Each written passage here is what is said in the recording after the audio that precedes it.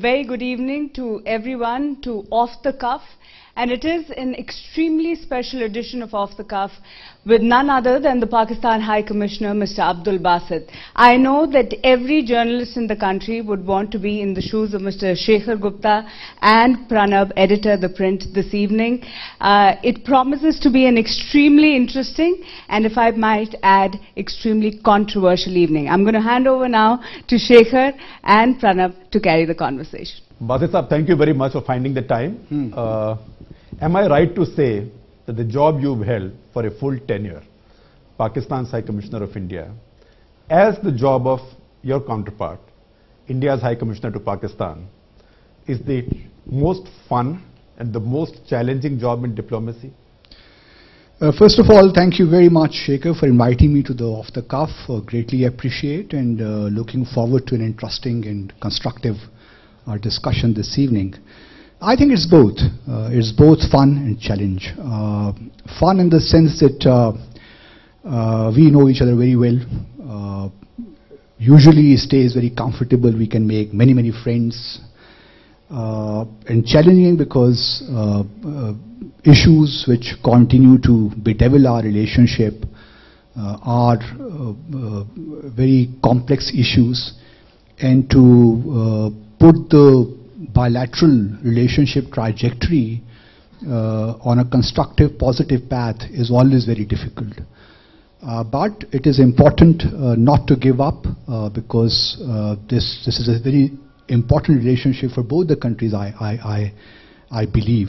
And so my stay here, I think, has been very interesting, and I thoroughly enjoyed my tenure here. And looking forward to be staying in touch with all my friends in India. So, would you call your tenure too eventful or too uneventful? Again, it was both. Eventful in the sense that it was for the first time that we thought that we could make a good beginning, because Prime Minister-elect Mr. Modi invited Prime Minister Nawaz Sharif and for his inauguration, and then our Prime Minister took a bold decision to come and attend his oath-taking ceremony.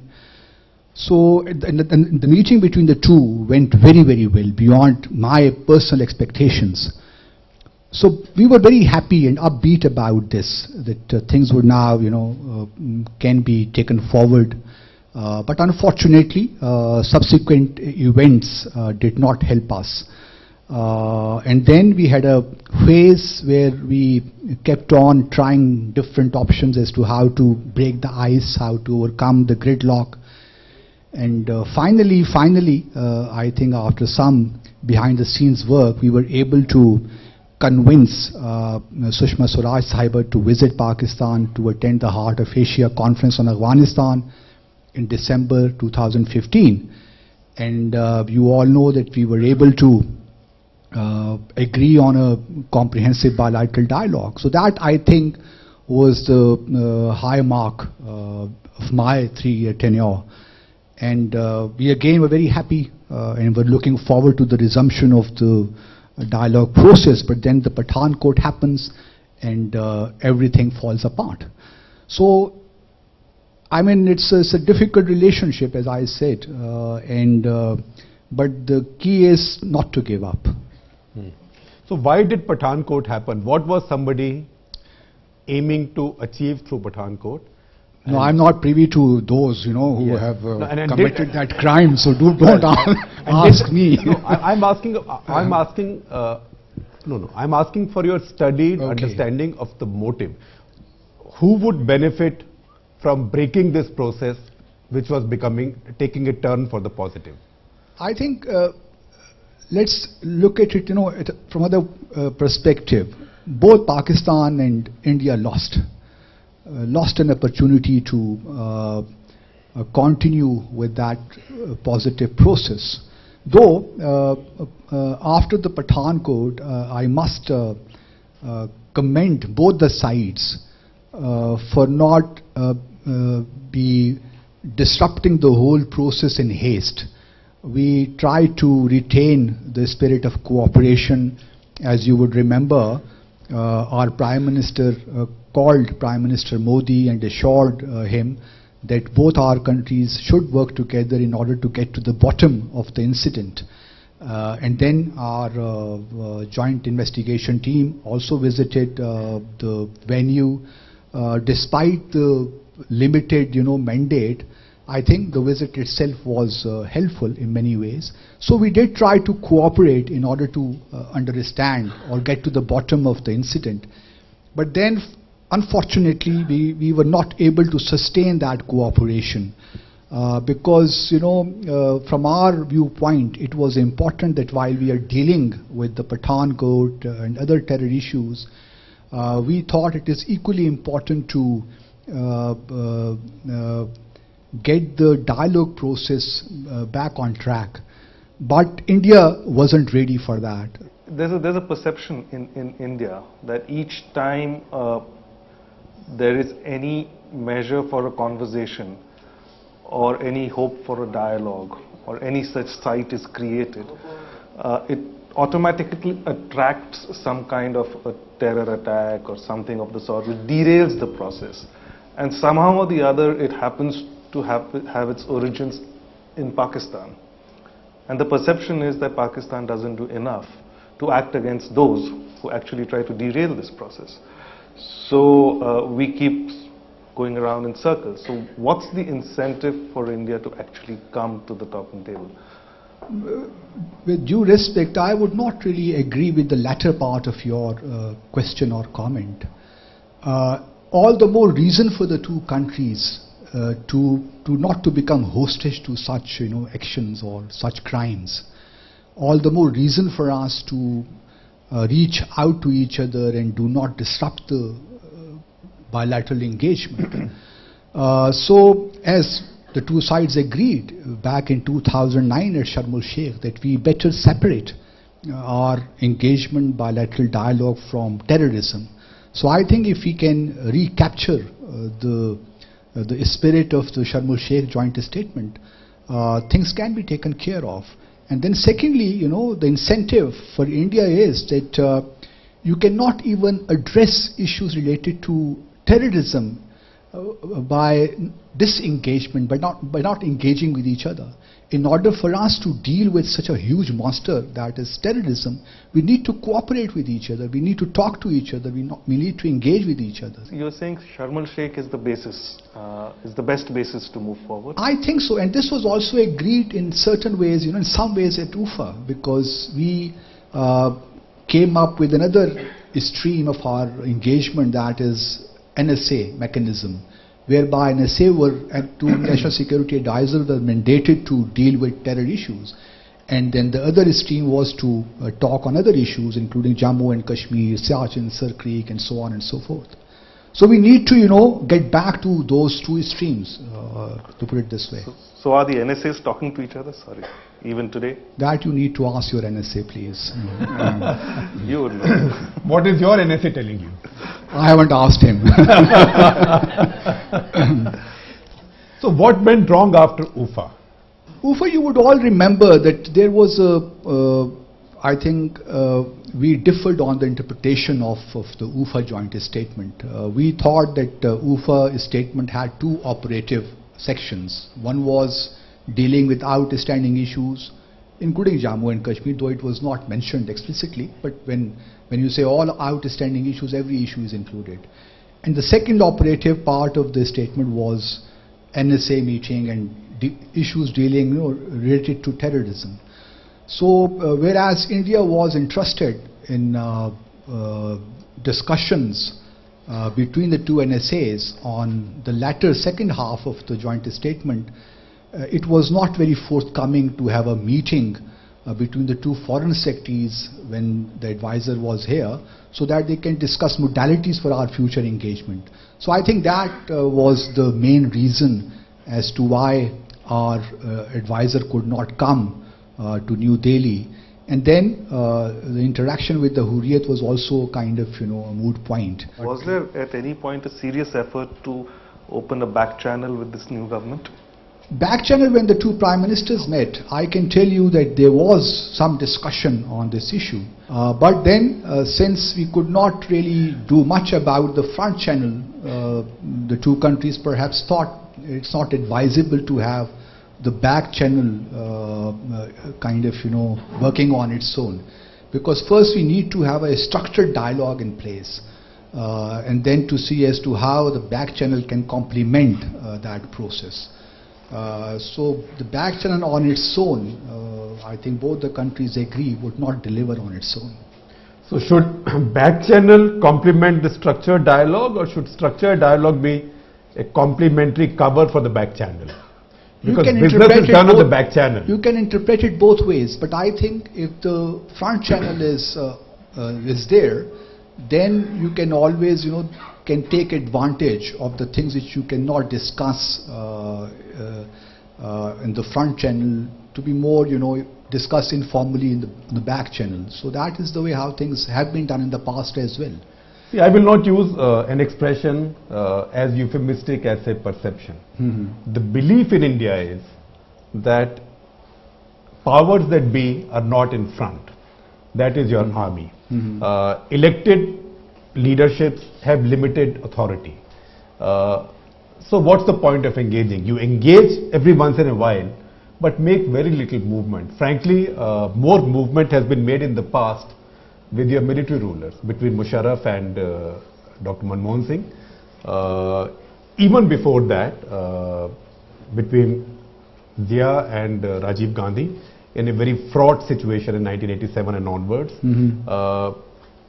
So it looks like there is a back channel, there is a structured dialogue, there is yet another structured dialogue between elected leaders, but the power is somewhere else. That's a belief in India. That's a belief, I would say, in most global capitals. How do you deal with that? No, I think at some state level, this might have been the case in the past, but I think Pakistan has come a long way since then. Now democracy in Pakistan has taken roots. Now, obviously, we do have security problems, security issues, and like in any other country in the world, including India, there are stakeholders. In Pakistan too, we have stakeholders. Our establishment is part and parcel of the decision-making process.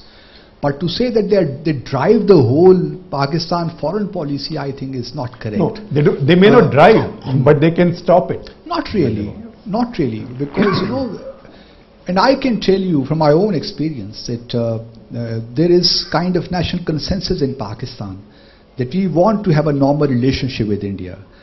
And obviously, to normalize this relationship, we need to see as to how we can address our problems.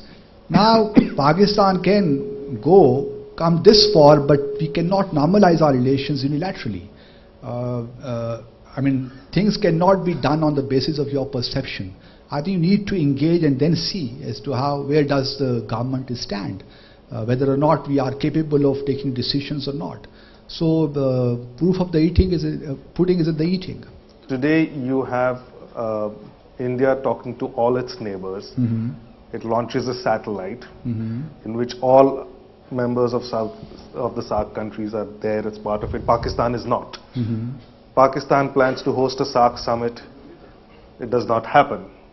Now India seems to be continuing with other regional partners. So when you look at it from this perspective, do you feel Pakistan is getting left out from this larger regional narrative? Not really. I do not know. Though we could not convene the 19th SAARC summit as was scheduled, but that was a collective loss for all of us because we have had spent so much into this organization. But this did not happen for the first time. SAARC summits had been postponed in the past as well. But we do hope that we would be able to convene this summit in Pakistan, if not this year, next year.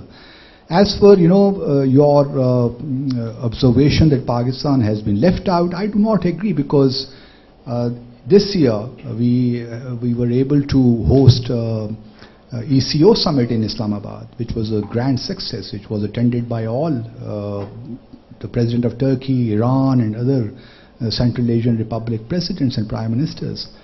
We have very strong relationship with China. We are also building brick by brick our relationship with Russia. USA continues to be our largest trading partner. With Europe we have a fantastic relationship. So I do not see as to how Pakistan is left out. You see a great opportunity coming up with China and the CPEC? Yes, that is correct. CPEC is a flagship project in the context of BRI, and we hope that it will yield many good things for Pakistan and for the region as a whole.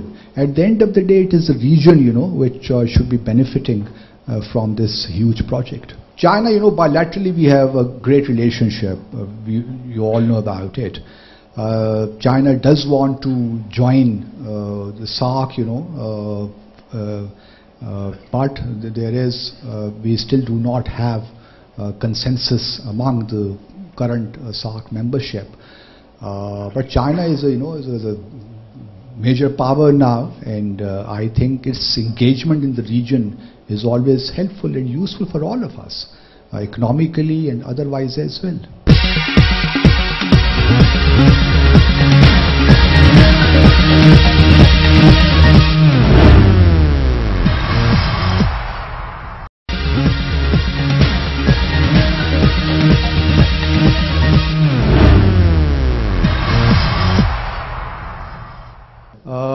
It's almost a truism in this country, at least, that the Pakistan army will derail anything that seeks to take Indo-Pak relations forward.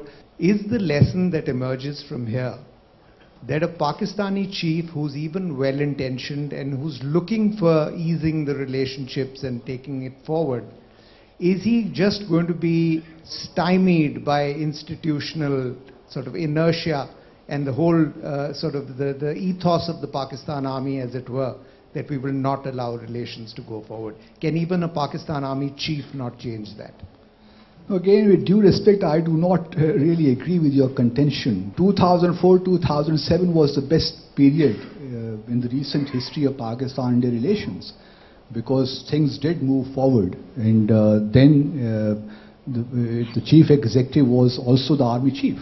So if army is that much averse to normalizing relations between our two countries, then perhaps things would have been different during 2004 and 2007. I think Pakistan army, like any other professional army in the world, would like to have a normal relationship with all our neighbors, but it has to be done, on the basis of mutual respect and on resolving our issues. The question is, you are expecting that things between Pakistan and India normalize without touching the core issues between our two countries or solving them. Unless you get real, in this, I do not know how you got that this is the ethos of the Pakistan army not to have a good relationship with India. I do not agree with this. I think our army is as much keen and interested to have a normal relationship with India as I am, as our Prime Minister is. So there is no question about that. The question is how to go about it. If you keep on denying any discussions, substantive, meaningful discussions on Jammu and Kashmir, then obviously we would never be able to get out of the cul-de-sac. We would never be able to break this impasse in our relations. Dr. Muni. Thank you, Excellency. You mentioned about the China-Pakistan economic corridor issue. And both China and Pakistan have been asking India to join it. If India were to say that we are willing to join, will you let us take up projects in POK and Balochistan? No, I do not know whether we have formally asked India to join, because I haven't seen anything to that effect, frankly speaking.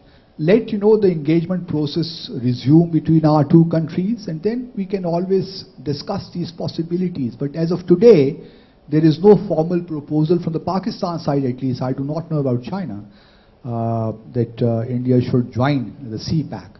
Sir, I'm Manish. I teach diplomacy in JNU. You just mentioned about terror and talks being delinked, taking the Sharm el-Sheikh statement. But sir, the fundamental problem, and that's where the real challenge of Pakistan diplomacy is to figuring out that India is a democracy. There are going to be strong voices post-terror attacks, and I think that is really pushing the whole process. Pakistan is also now a democracy, and we have our own very strong civil society, our media, and so on and so forth. But now, having served in India for more than 3 years, I have come to this conclusion that talks and preconditions cannot go together. I think we need to engage with each other without any preconditions. And if both the countries have this desire to solve our problems, I think then we need talks uninterrupted, and as our friend Iyer says, uninterrupted and uninterruptible dialogue process. That is the only way. Because, most of our diplomatic energies, unfortunately, are wasted, or rather, use a better word, consumed in breaking gridlocks all the time.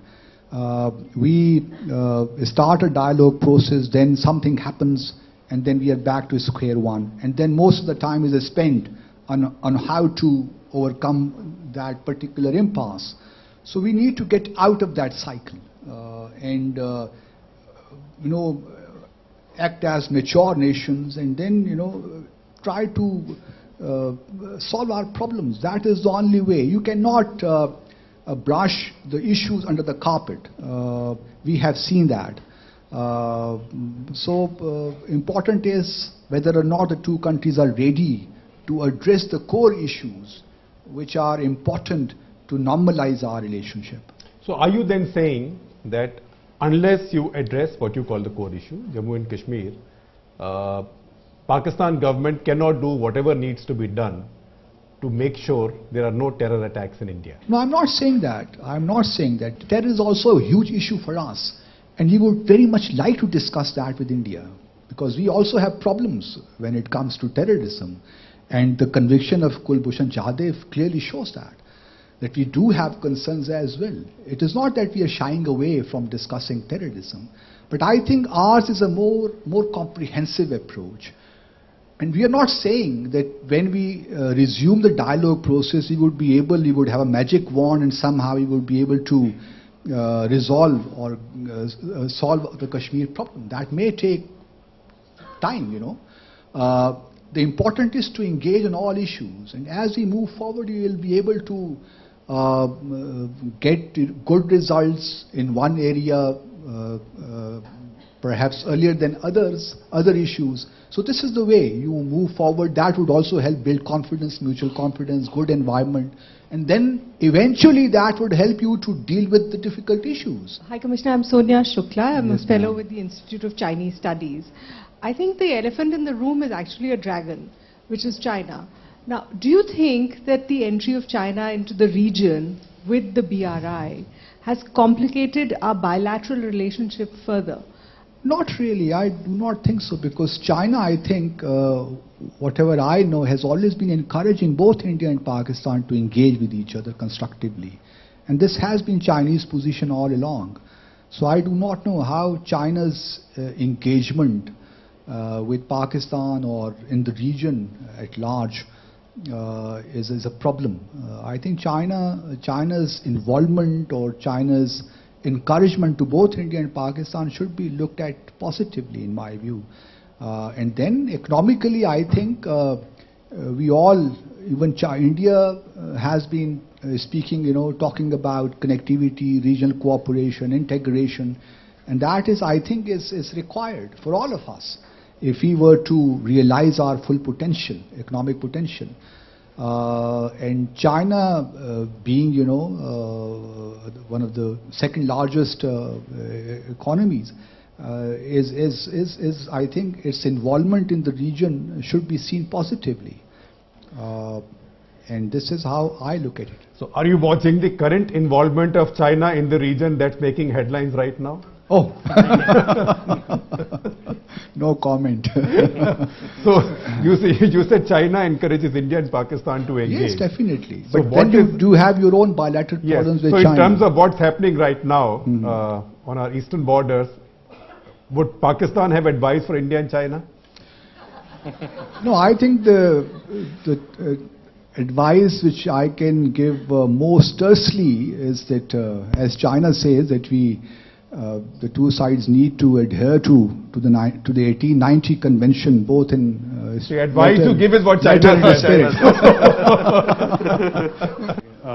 Hello sir, I'm Yasin Chaudhary and I'm an IAS officer from Jammu and Kashmir. Okay, sir.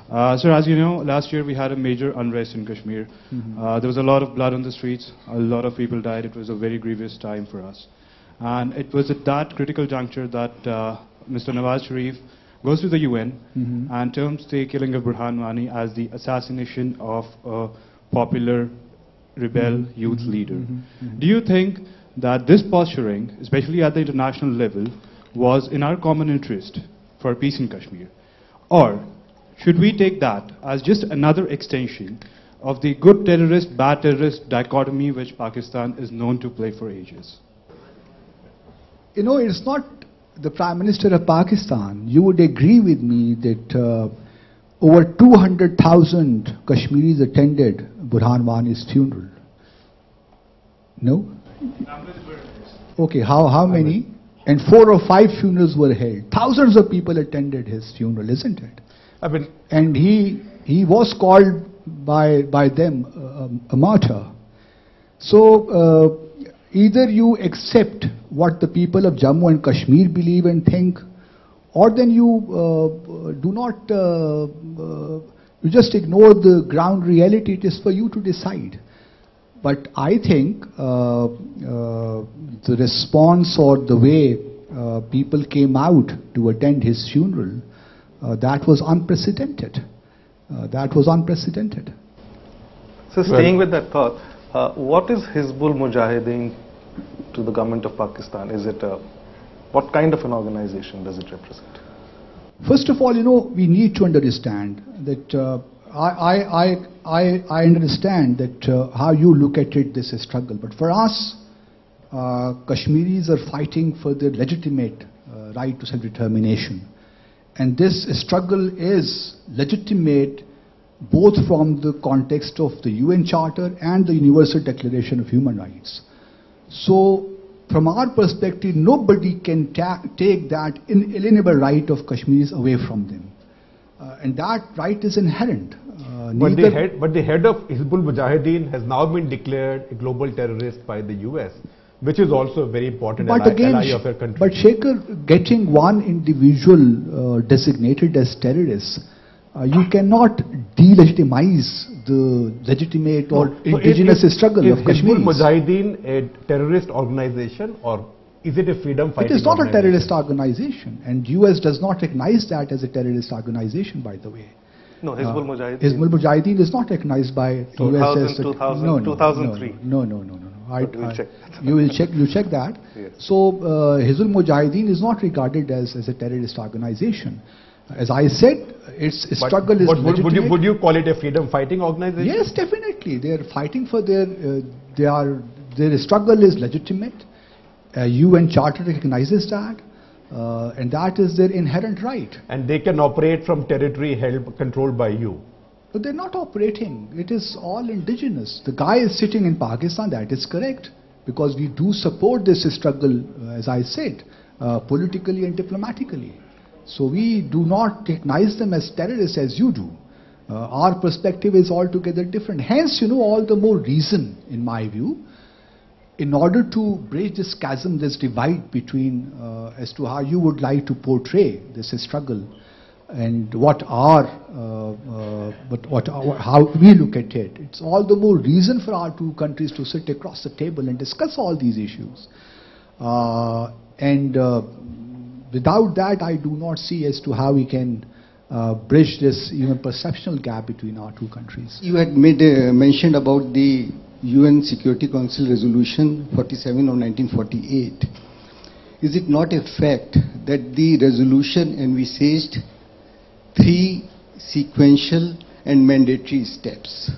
The first step was that Pakistan must withdraw its regular and irregular troops from the territory. Then, after that has been completed to the satisfaction of the United Nations, India had to reduce their numbers of troops and keep only those numbers which were necessary to maintain law and order. And the third stage was for plebiscite. Now, the Pakistan refused to take even the first step. As a result, the UN resolution has become null and void and irrelevant, and for that Pakistan is responsible. You have also mentioned about the right of self-determination of Kashmiris. Tell me one thing, do you include the right to independence also in their right to self-determination? You mentioned about the UN resolutions. Now, my basic argument is that whatever Pakistan did or India did in the 40s or 50s. Also 60s, because Pakistan sent its army in 65 to try and take Kashmir by force. Okay, in the 60s and then in the 70s as well. No, 70s we didn't try to take it by force. 65 or in the 80s or 90s, whatever. For all your omissions and commissions, you cannot take that inherent right from the Kashmiris, away from them. This is my fundamental point. You cannot let the people of Jammu and Kashmir suffer for what Pakistan did or did not do. You cannot let the people of Jammu and Kashmir suffer what the government of India did or did not do. That is their inherent right. And if India today agrees to implement those resolutions, I can assure you Pakistan is ready to do that. I wish, sir, that there was more appreciation in India of what Pakistan has been going through in the context of terrorism. I think no country in the world has suffered the way Pakistan has suffered because of this monster of terrorism. We have had, 9/11 on a daily basis, frankly speaking. We have lost close to 80,000 of our innocent people, including, 5,000, 6,000 security personnel. So Pakistan has been a victim of terrorism itself. And now that, and by the way, as I said earlier, terrorism has in Pakistan both internal and external dimensions to it. Now you mentioned Afghanistan. Afghanistan, 30 to 40% territory of Afghanistan is not under the control of the Kabul regime, by the way. And this is also acknowledged by the Kabul government. So you can always blame Pakistan for terror activities or terror actions inside Afghanistan. But what about the territory which is not controlled by the Kabul regime itself?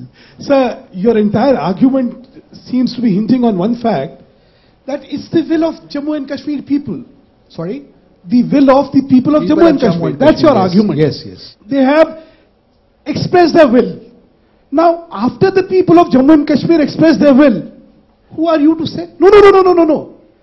This is not. Sir, you claim yourself to be a democracy. In a democracy, is the will of people which is expressed through ballots and through their assembly. They have given themselves a constitution in which they have said we are an integral part of India and not something to do with Pakistan. I think my understanding of the word integral part is fairly clear. I think the will was so explicitly expressed. Where is your morality to challenge this will if you claim yourself to be a democracy? As a totalitarian regime, you have all the rights to say, I do not believe in the law of land. Let him answer it. Yeah, very interesting. First of all, thank you very much. First of all, it is not only Pakistan which is saying that we need to discuss Jammu and Kashmir. India also acknowledges that there is a problem which needs to be solved. As per the commitment given by India and Pakistan to the international community, both countries are committed to hold a plebiscite in Jammu and Kashmir.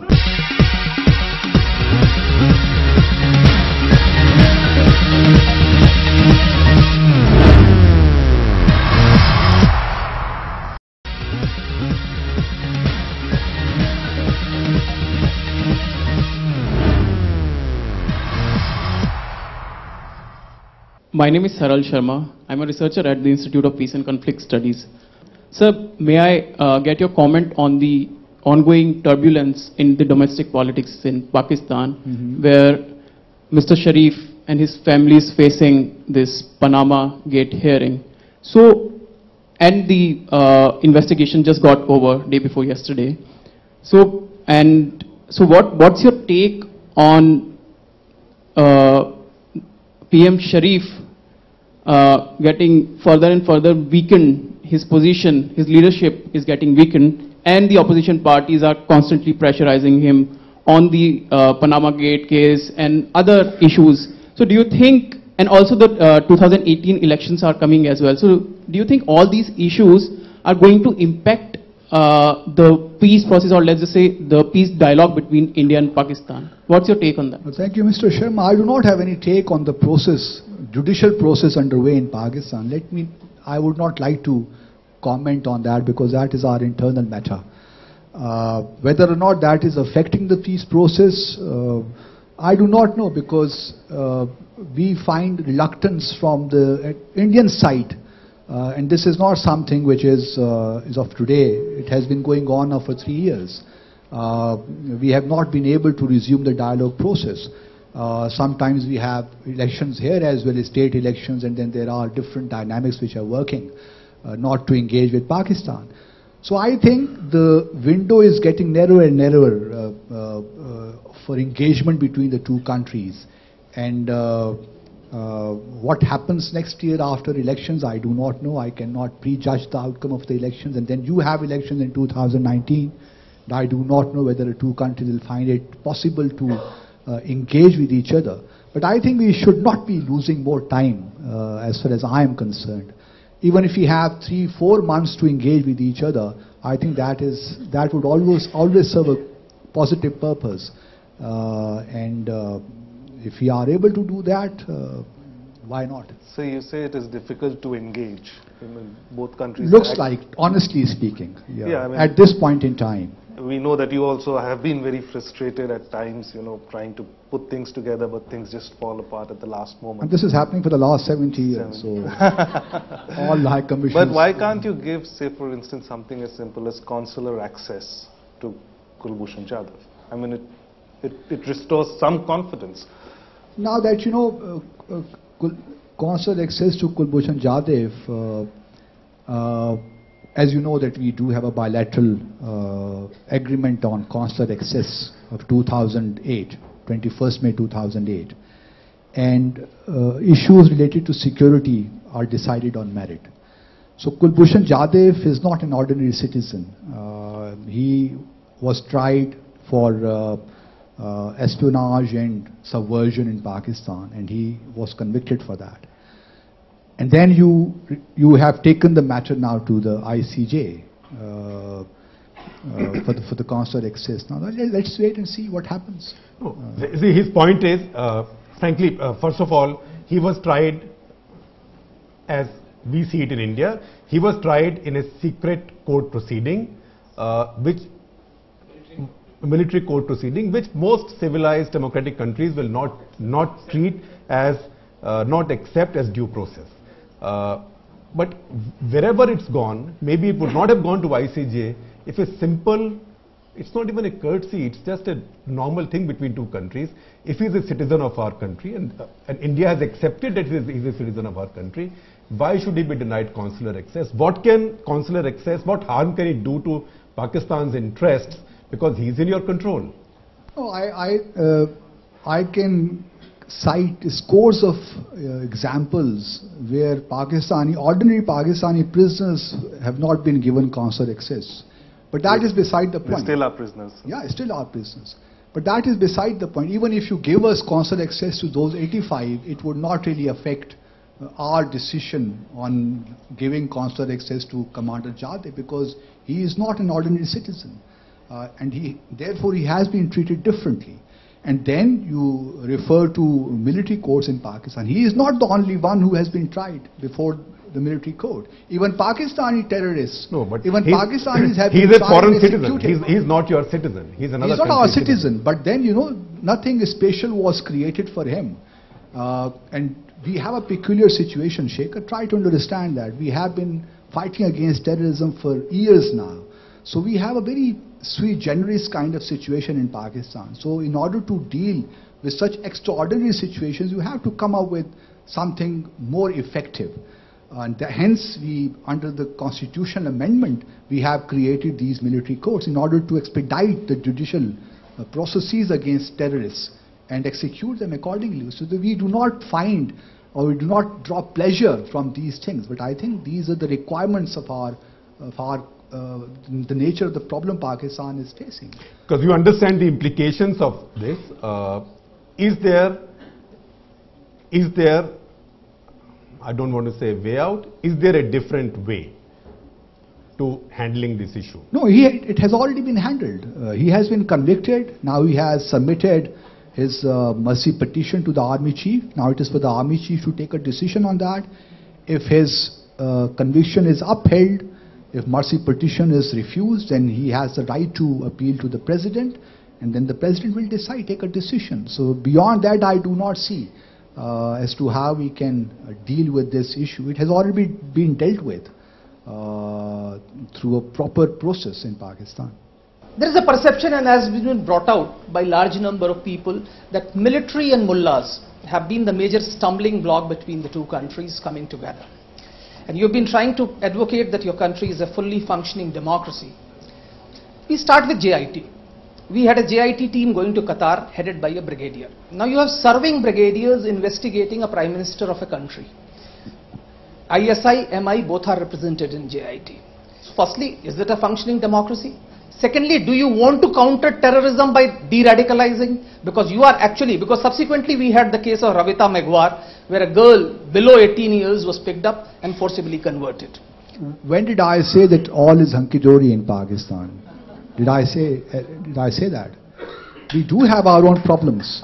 We do have our problems, so do you. So does India. I mean, India, no country is without problems. You have yours, we have ours. So to say I would never claim that all is well in Pakistan, all is fine, we do not have problems. It's not the case. We have been through very, very difficult times, and now we are back on track. Our democracy is taking roots. It's a step-by-step process. It's not going to happen overnight. The way our media is, the way our judiciary is, things are improving. But when lakhs of people come for Mumtaz Qadri's funeral, it is not a nice thing. It's also a process, you know, we need to deal with this democratically. And this will be dealt with, people will understand. So I'm not worried about that. When you have democracy in place, these things will also automatically will be taken care of. Sir, I'm Colonel Dargan. You have given very diplomatic answers to all the questions. But I'm going to ask you very straightforward. Is Dawood Ibrahim in Pakistan? Oh my gosh. Say yes or no, that's it, we'll accept it. Will you accept it and never ask this question again? I will ask many other people. Okay, no. The second question is I think it's the first time you've heard a diplomat saying no. Senior Pakistani official say he's not there. But I think you like to refer to your Minister of State's statement in Lok Sabha in May 2015, if I'm not wrong, where even he acknowledged that they would not know the whereabouts of Dawood Ibrahim. Thank you so much, sir. Thank you very much, Madhu. For being here this evening. And with that, it's a wrap on Off the Cuff, an extremely engaging conversation with the Pakistan High Commission, Mr. Abdul Basit. Clearly, one of the main headlines, as I would see it, would be dealing terror from talks. Is that the message from Islamabad? Well, only the days in the future will tell. Thanks so much for watching.